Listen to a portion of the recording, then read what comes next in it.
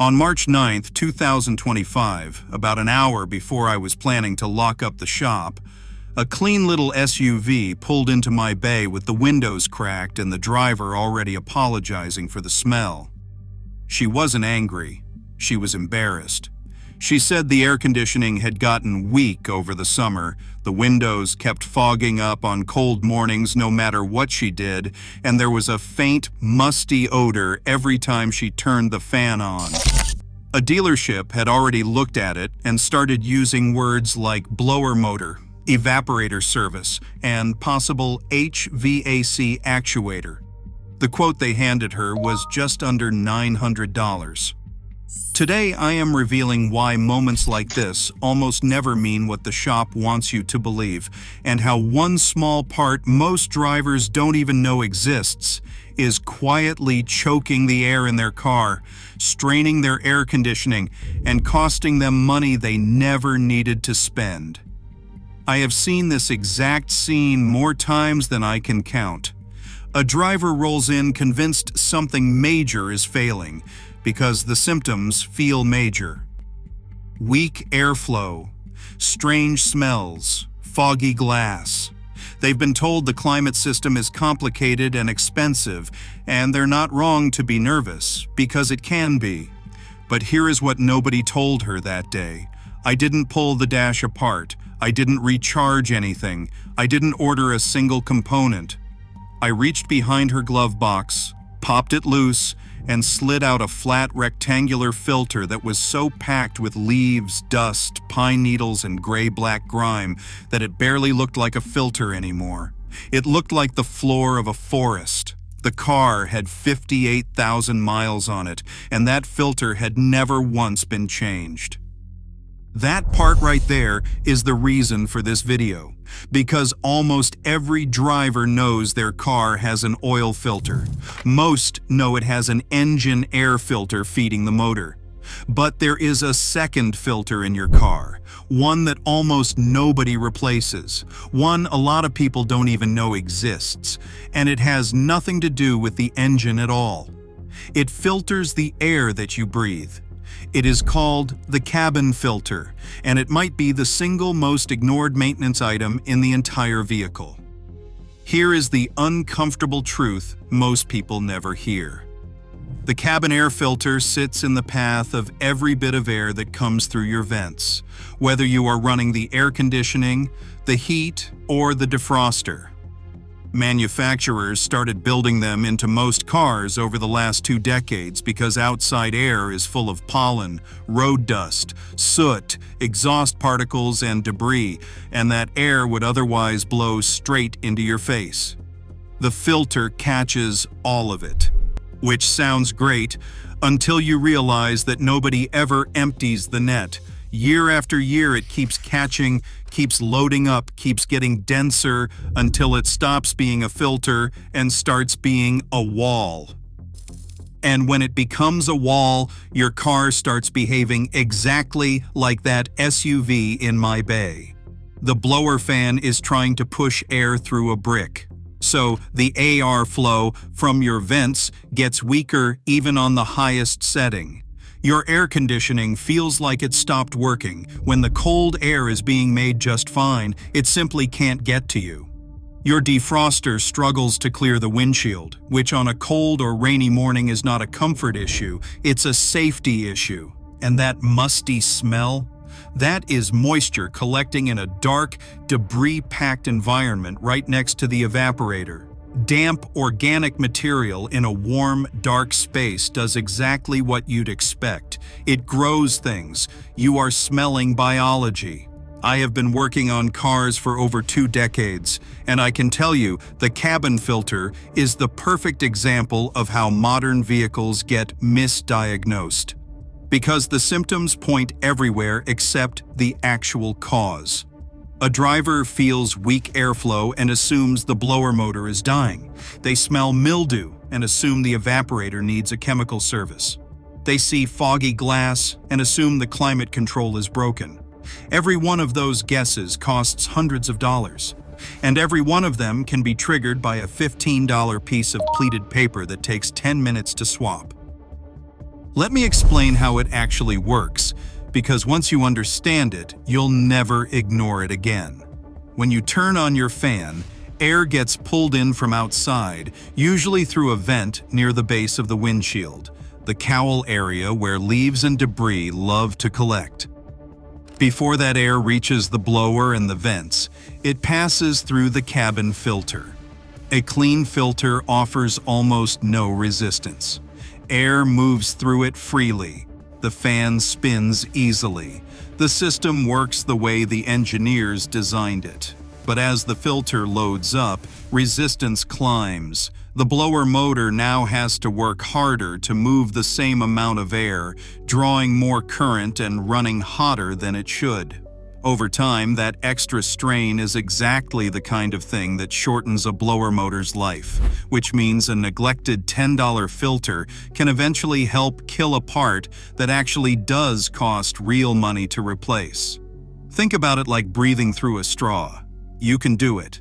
But the moment you put a sock over the end of that straw, every breath becomes work.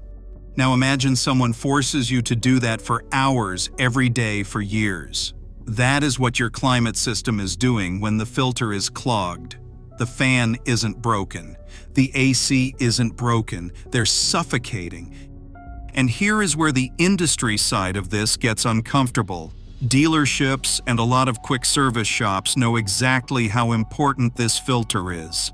They know how cheap the part is and how fast the job is. And that knowledge gets used two completely opposite ways, both of which cost you. The first way is the upsell. You go in for an oil change and they come back waving your dirty cabin filter like a crime scene photo, then charge you $60, $80, sometimes over $100 for a part that costs them next to nothing and takes 5 minutes to install behind the glove box. The second way is worse. They skip it entirely, never mention it, and let the symptoms build until you come back panicking about your air conditioning, at which point the conversation moves to evaporator services and blower diagnostics, which bill a whole lot higher than a filter ever could.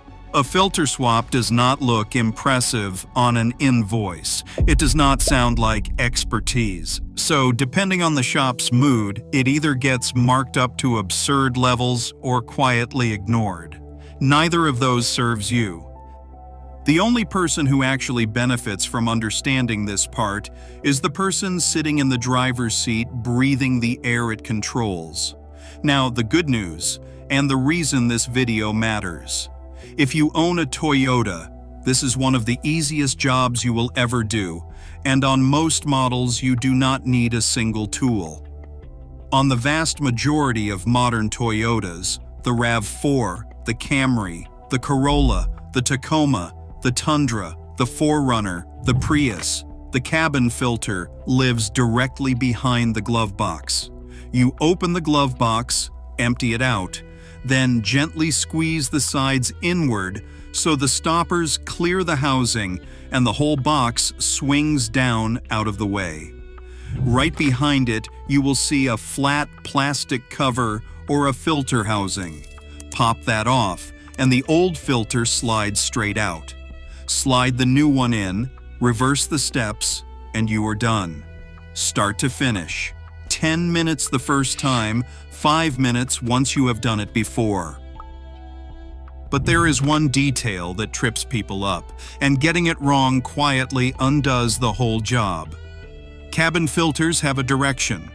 There is almost always an air flow arrow printed right on the edge of the frame, and that arrow needs to point the correct way, which on most Toyotas is downward, in the direction the air actually travels through the housing.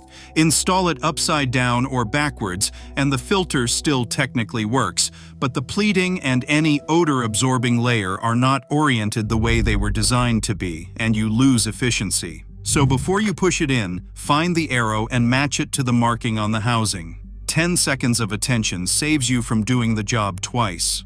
While we are here, let me save you some money on the part itself, because this is another place people get steered wrong. You do not need the priciest filter on the shelf, but you also should not grab the cheapest no-name option that fits. A genuine Toyota filter or a quality Denso unit reads correctly, seats properly in the housing, and lasts the way it should.